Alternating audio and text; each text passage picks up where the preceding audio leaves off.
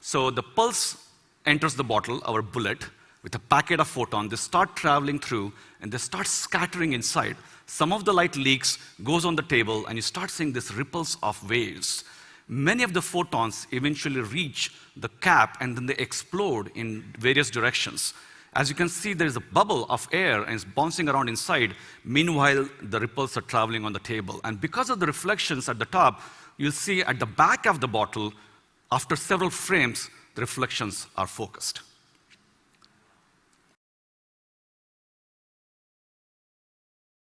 Here is a capture of light hitting a disco ball. We first observe the wavefront propagating along the walls. Shortly after, caustics from the mirrors arrive. Here it is without pausing.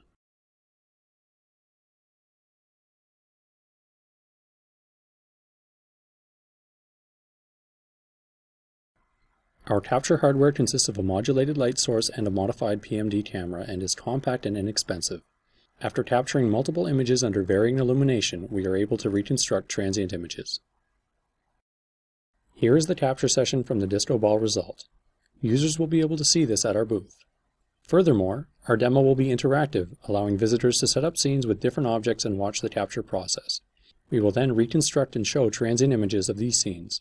This will be the first time the general public has had access to this technology.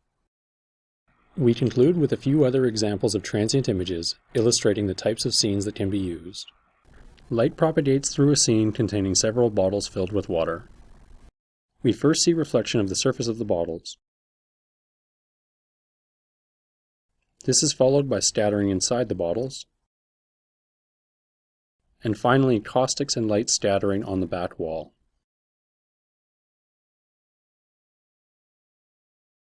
Here it is without pausing.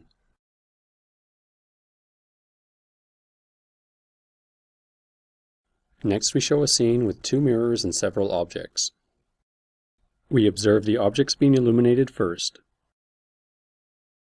This is followed by the reflections of the objects in the mirrors. Finally, a reflection of the right mirror in the left one is visible. Here it is again without pausing.